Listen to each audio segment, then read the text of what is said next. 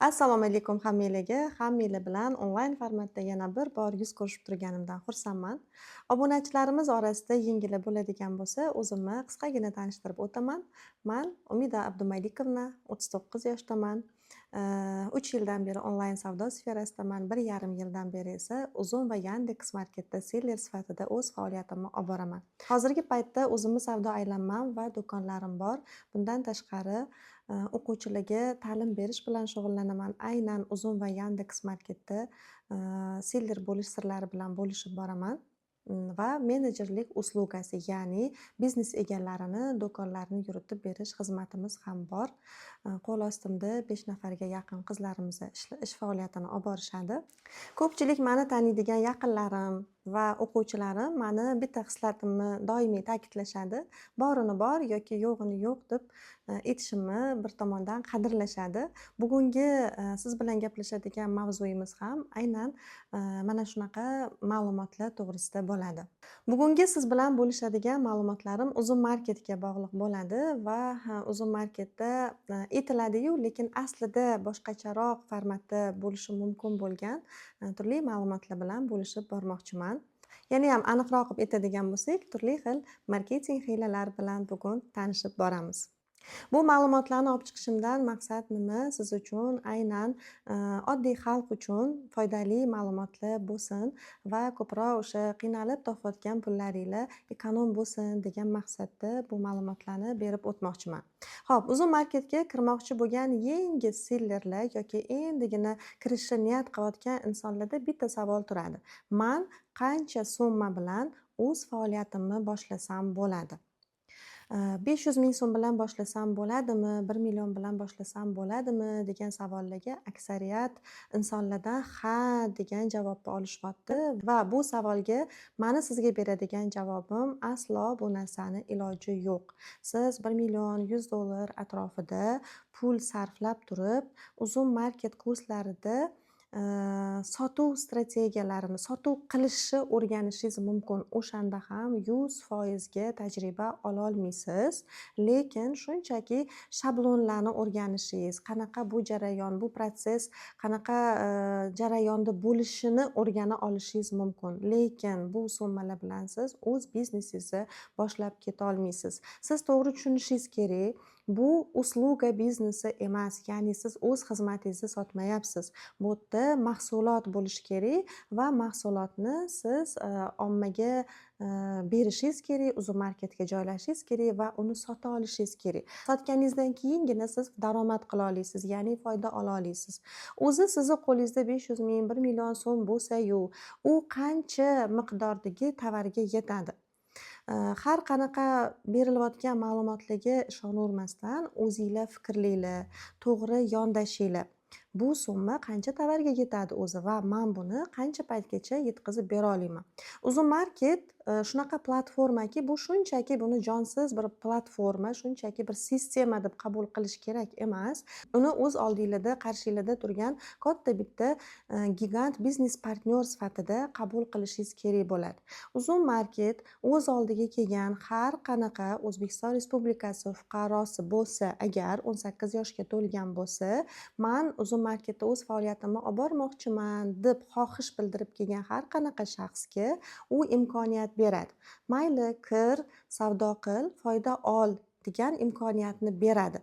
Lekin bu degani sizga nisbatan 100% ishonchini bermaydi. Ya'ni uni ishonchi nima bilan o'lchanadi? Sizda bo'layotgan sotuvlar bilan o'lchanadi. Agarda tasavvur qiling, Uzum Market sizga birdaniga katta sotuvlarni beradigan bo'lsa, deylik 10 million, 15 millionlik sotuvlarni beradigan bo'lsa, sizni qo'lingizda mahsulotingiz bormi? Yoki mahsulotingizga yetadigan pulingiz, mablag'ingiz bormi? Siz mas'uliyatli insonmisiz yoki talabchan insonmisiz yoki aksinchami? Buni hali bilmaydi. Agarda siz mahsulot yetkazib bera olmasangiz, agarda siz intizomli bo'lmasangiz, agarda siz uzun market xohlagandek bilimga ega bo'lmasangiz, unda har bitta sizni yo'l qo'yadigan xatolaringiz uzun market uchun bu minus hisoblanadi va u o'z xaridorlarini yo'qotadi. Uzun market hamma taniydigan hozirgi paytda brend hisoblanadi va bu darajaga yetgungacha u marketingiga judayam katta miqdorda mablag'lar kiritgan va har bitta trafik olib kirishi, reklama xarajatlari bular judayam katta budjetni talab qiladi va sellerlardan ham judayam qat'iylikni, tartibni yaxshi ko'radi. Uzun market platformasi, o'zi umuman marketplace platformasi judayam tartibni yaxshi ko'radigan platforma hisoblanadi. Qanchalik siz tartib bilan ishlaysiz, qanchalik siz bilim bilan ishlaysiz, to'g'ri yondasha olasiz, strategiyalarni to'g'ri qo'llay olasiz va eng muhimi mahsulotlarni yetkazib bera olasiz. Ana o'shanga qarab turib uzun market sizga sekin doveriyasini, ya'ni ishonchini berishni boshlaydi. Uni ishonchi har yuqorida aytganimdek sizga berilayotgan sotuvlardan iborat bo'ladi. Boshida sotuvni berib ko'radi, 1-2 kun bermay ko'radi, yana ozgina sizni qiziqtirib yana beradi, yana 2-3 kun tortishi mumkin. Mana shu jarayonlarda siz qanaqa yo'l bilan, qanaqa taktika bilan chiqa olishingizni ma'lum ma'noda biznes partnyor sifatida u tekshirib boradi. Sizga endi men oson, jaydari usulda tushuntirib beryapman bu jarayonni va mana shu jarayonda siz aniq, konkret ish faoliyatini olib boradigan bo'lsangiz, ana undan keyin sizga u ko'plab sotuvlarni berishni boshlaydi. Yana bitta shunaqa nyuanslardan biri, deylik, man 1 milliard оборот qildim yoki 2 milliard оборот qildim, bir oyda 100 million оборот qildim degan summalarni siz to'g'ri tushunib olishingiz kerak. Bu summalarni оборот qilish uchun, ya'ni savdo aylanmasiga aylantirish uchun qanchalik katta оборот qilinayotgan bo'lsa, shunchalik miqdorda boshlang'ich etapda summalar ham kiritiladi. Bor yo'g'i 1 million so'm, 2 million so'm summani kiritib turib, 1 oy, 2 oy vaqt mobaynida bunaqa katta оборотlarni qilishi imkoniyati yo'q. Matematik tomondan hisob-kitobimizga bu narsa hech qanaqasiga to'g'ri kelmaydi. Endi savdo aylanmalarini bo'lishi qanchalik muhim, bu raqamlarni ko'rsatish qanchalik muhim. Tasavvur qiling, men 10 ming so'mdan olgan mahsulotimni 10 ming so'mdan sotadigan bo'lsam, menda 20 ming so'mlik savdo aylanmasi ko'rinadi u yerda-da.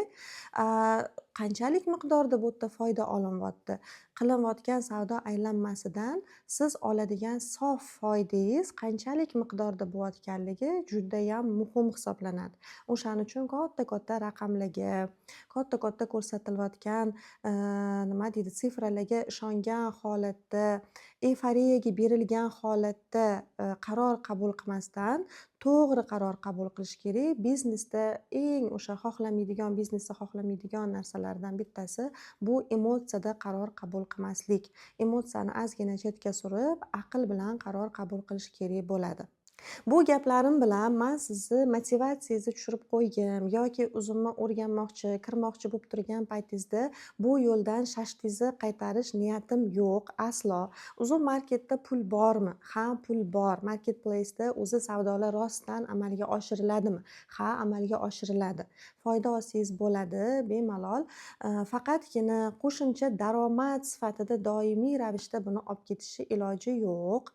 Yana bitta aytadigan narsam, yarim soat, 1 soat ishlab turib siz katta daromadlarni qila olishingiz mumkin degan narsa ham emas. Siz qanchalik ko'p daromad topishni xohlasangiz, shunchalik ko'p mehnatingizni, vaqtingizni ham ajratishingizga to'g'ri keladi. Faqatgina bu yo'lda to'g'ri strategiya bilan borish kerak. Albatta, bilim olishingizni tavsiya beraman. Kimda bo'lsa ham, qaysi ustozda bo'lsa ham o'zida tajribasi bor, o'zida amaliyoti bor. Hozirgi paytda amaliyotchi seller sifatida faoliyat olib boradimi yoki shunchaki info biznesmi bu? O'sha joylarini aniq nima deydi, bilimga ega bo'lib olib, tushunchaga ega bo'lib olib, ana undan keyingina siz bitta ustozni etagini tutib turib o'qishingizni tavsiya bergan bo'lardim. YouTube'larda bor-ku darslar. Ha, YouTube'da bor, lekin bir narsani esingizdan chiqazmang. YouTube'da faqatgina shablon formatlari beriladi, darsliklar beriladi. Va bu shablondan ham siz ancha muncha narsa o'rganishingiz mumkin, lekin baribir ham tajriba muhim. Boshdan o'tkazgan insonni tajribasini siz oladigan bo'lsangiz, u qancha miqdorda summalarni yutqizgan, qancha xatolar qilgan, bularni hammasini siz o'sha o'zingizni pulingizga sotib olayotgan bo'lasiz va 6 oyda, 1 yilda boradigan yo'lingizga 1-2 oyda tezroq borish imkoniyatingiz paydo bo'ladi. Sizga hozirgi paytda mani beradigan maslahatim, siz oldin o'zingizni A tochkangizni aniqlab oling. Qaysi nuqtadasiz? Agar 0 bo'lsangiz yoki bo'lmasa qanaqadir bilim oldingiz-u, lekin savdoni yo'lga qo'yib ketolmayotgan bo'lsangiz, eng avvalo beriladigan maslahat, uzumni ichini yaxshi o'rganib oling va bu jarayonda katta summalarni kiritmang, katta risklarni amalga oshirmang. Hamma qo'lingizdagi summalarni aksincha yig'ib borishga harakat qiling va asosiy kapitalni, uzumni ichini, algoritmlarini yaxshi tushunib olganingizdan keyingina kiritishga yig'ib boring. Boshlang'ich etapda siz eng avvalo uzumni yaxshi tushunib olishingiz kerak. To'g'ri, ustoz sizga yo'l ko'rsatadi, ustoz sizga maslahat beradi, lekin bitta narsa borki, bitta odam yaxshi sotgan mahsulotni ikkinchi odam yaxshi sota olmasligi mumkin. Ustozlar ham o'zini tajribasidan kelib chiqqan holatda sizga maslahat beradi. Lekin siz qilayotgan ishingizni eng avvalo o'zingiz anglashingiz kerak. Nima ekanligini chuqur, aniq va tiniq o'zingiz tushunib olishingiz kerak. Tushunganingizdan keyin sizni strategiyangiz balkim boshqacharoq bo'lar. Sizni qilmoqchi bo'lgan ishlaringiz balkim boshqacharoq bo'lishi mumkin. O'shaning uchun eng avvalo yaxshi bilim oling, aniq tushuning. Qancha summa kiritishingiz kerakligini, qancha summa kiritganingizda qancha foyda olishingiz mumkinligini yoki qaysi mahsulotga pul kirgizadigan bo'lsangiz, u yerda foyda yo'q, foyda bo'lmasligini aniq tushunib olganingizdan keyingina asosiy kapitalingizni kirgizsangiz maqsadga muvofiq bo'ladi. Ko'pchilik uzum marketga kirishdan oldin, hali o'qish jarayonini boshlashdan oldin yatida ochib qo'yadi. Mahsulotlar hattoki Xitoydan yoki boshqa bir joylardan buyurtma berib qo'yadi. Qo'lida katta partiya tovarlarni olib qo'yadi. Aslo bu ishlarni qilmang. Hech narsa qilmang. Yatida ham ochmang, mahsulot ham buyurtma bermang yoki uyingizga ham olib kelib qo'ymang. Agar o'zingizning mahsulotingiz bo'lsa, bundan mustasno. Shunchaki o'rganing, ana undan keyin sekin-sekin test qilib ko'rgan holatda azginadan boshlab ko'rish kerak. Bitta narsani unutmang.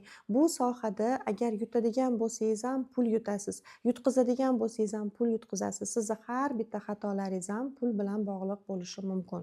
Agarda siz yangi seller bo'layotgan bo'lsangiz, endigina kirib kelgan bo'lsangiz, tavsiya beramanki, aslo mavsumiy tovarlar yoki razmerli mahsulotlar bilan kirmang. Chunki ularga kattaroq summa kiritish kerak bo'ladi va ular bilan ishlash, ularni ostatkasi, ya'ni qoldiqlar qoladi va bu jarayonga siz hali tayyor bo'lmasligingiz mumkin.